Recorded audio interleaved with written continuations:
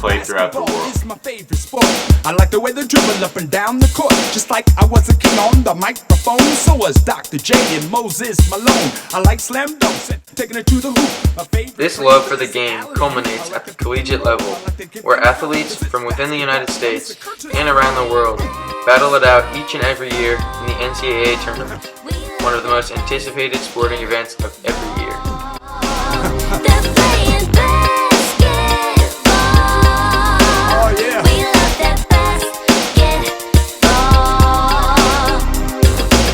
To go to dinner, then take my girl to see Tiny play against Earl the Pearl and Will, Big O, and Jerry. These games, following a long, challenging season, often take a turn for the wild side, as once teams are in the tournament, you never know what could happen. Number 33, my man Kareem was the center on my study team.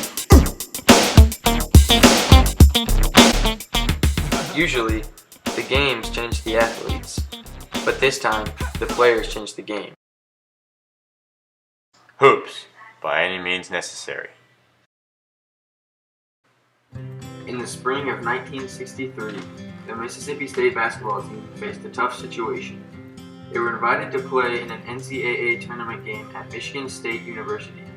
Though this may not seem like it should be a problem, there was a huge problem with the Maroons playing in this game.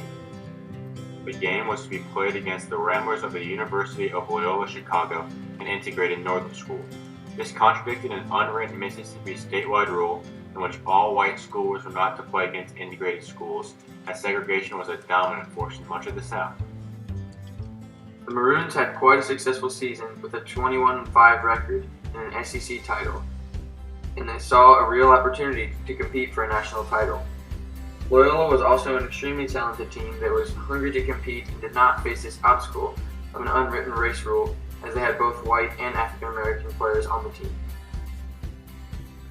In a recorded interview with Loyola captain Jerry Harkness, he shared with us some of his thoughts on the game. As far as Loyola is concerned, we don't know who we're going to play. We just lost 2 guys because of grades, so we got 9 guys. We can't really practice because we don't know who we're going to play against. So all of this is going all in our mind, and we just said, hey, we'll just take them as they come. If they come, great. If they don't, we'll play Georgia Tech. After defeating Tennessee State by a tournament record 69 points, Loyola started to feel the pressure.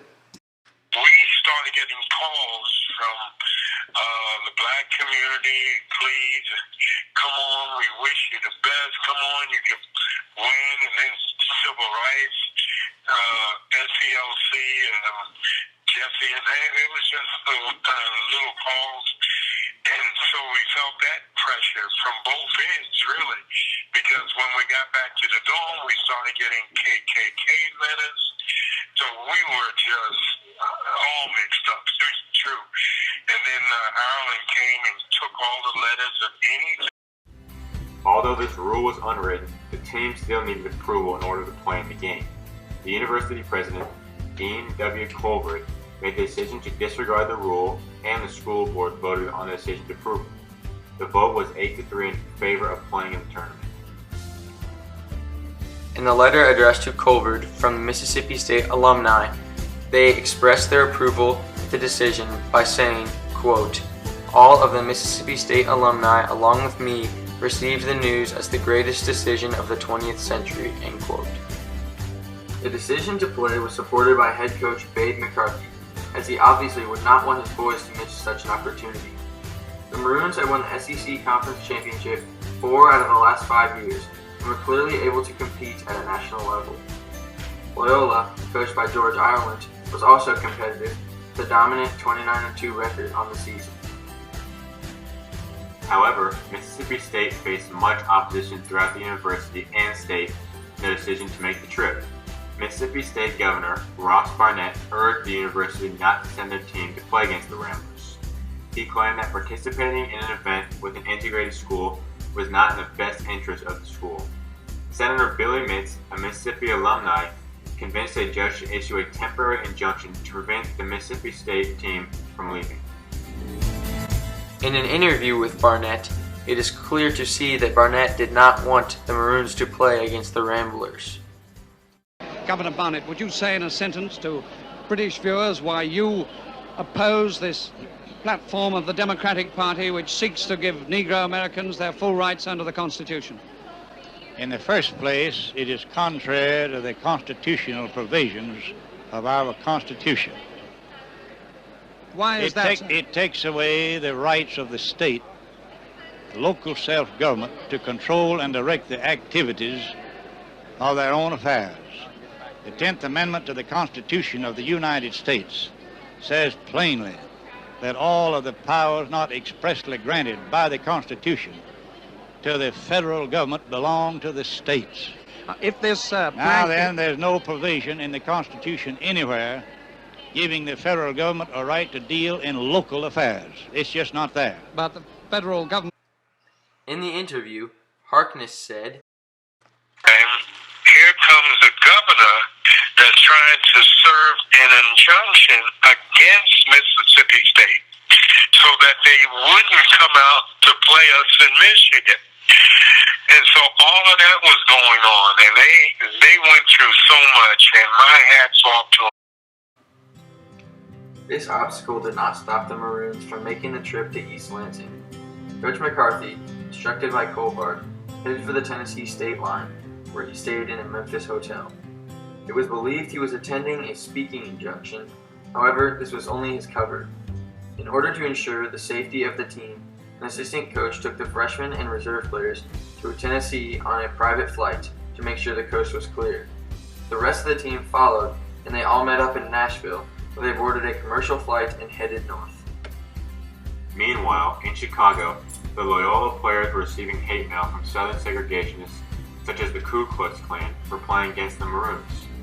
Throughout the season, they have faced strong opposition when they traveled to the South to play as players on the same team were segregated by race.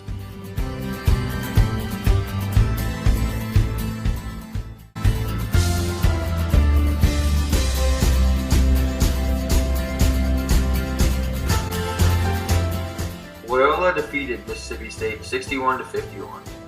Though the game seemed insignificant as a moment in history at the time, it proved to be the beginning of a powerful movement in college basketball.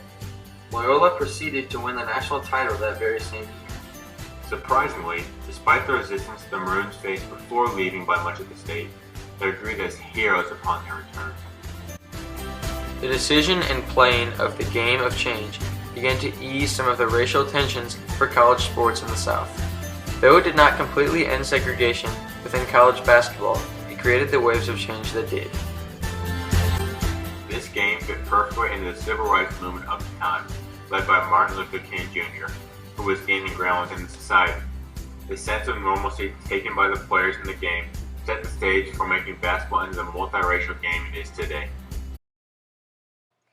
When asked about the implications of the game, Harkness said, Before the game started, to meet the captain of Mississippi State, I went to shake his hand, and bulbs just popped all over the place. And as a player and an athlete, you're not into what's going on to a large extent around the country with the civil rights movement and all the activities that we're on the north side of Jersey. We don't see all of it. We're starting to, though. But when those bulbs went off, I said, man, this is more than a game. This is history.